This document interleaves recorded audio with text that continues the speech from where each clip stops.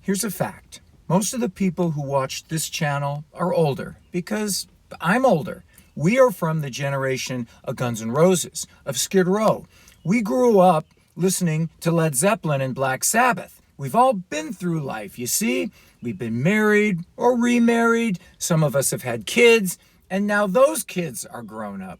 We have experienced happiness, stress, pain, loss. In other words, we've lived. I say this because as a YouTube watcher, I've seen the future, and it sucks. You and I should count ourselves lucky that we don't live in this new generation of horror and pain called dating in the 21st century. Okay, you know what?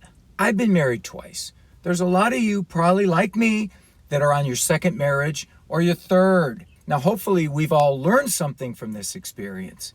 But the big thing is we're married. We're with someone. We're not alone. You are not one of the desperate, freakish, lonely weirdos out there in their 20s, 30s, and 40s still looking for Mr. or Mrs. Right.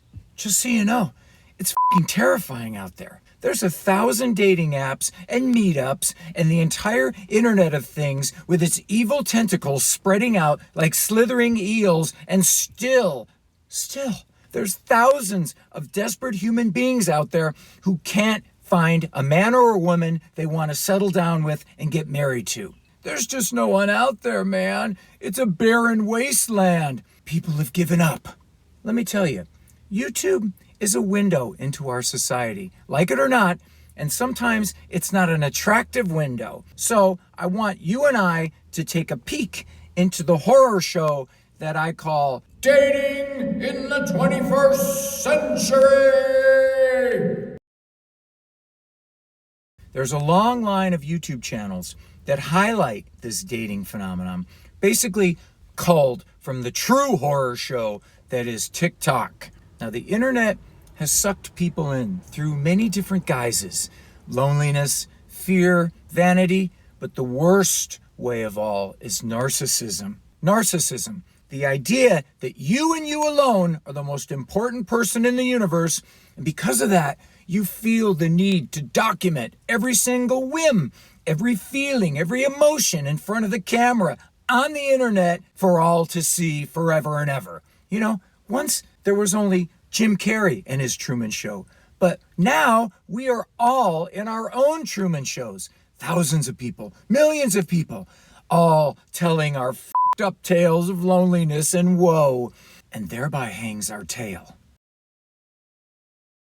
Apparently, there is an epidemic of young women out there crying out in pain. And they're all crying out because, are you ready? Because there are no good men out there. And on the opposite end of the spectrum, there are the women who are over men. They're done. They've given up on dating. Men suck. Men drain their life force. They've moved on to women. And I know this because there are several YouTube channels that specialize in mocking these young women. The Modern King is one of them. There are others. They post these women's rants taken straight from their TikTok channels and collectively mock them. You can't find a man because your standards are too high. You're the problem. What do you bring to the table? Etc., etc. And it's sad because a lot of these women are hot. It shocks me. A lot of these women are totally beautiful, and I think, you can't find a man? As an objective observer, I see this, and it makes me think of one of my old videos on this channel called The Hot Chick Syndrome. This girl is totally hot, and she doesn't have a boyfriend, so there must be a reason, right? She's a psycho. She's a weirdo. She's a psycho weirdo straight out of Fatal Attraction or Saw. But you know what? There's a far simpler explanation. The internet and cell phones have virtually destroyed the landscape of what used to be called dating. It's ruined it. If you put all the dating app sites and all the internet meetup sites, the Blender, the Grinder, there's got to be a Rolodex of thousands, tens of thousands of eligible men out there. And you're telling me none of them are good enough? Maybe your standards are too high. I don't want a boy. I want a man. All these men I meet are soy boys. But wait, you said you didn't want a masculine man, remember? Remember that whole toxic masculinity thing? I don't want a man controlling me. Okay, does that mean that we go Dutch for dinner? I can't open the door for you anymore? Forgive me, I'm not from this century.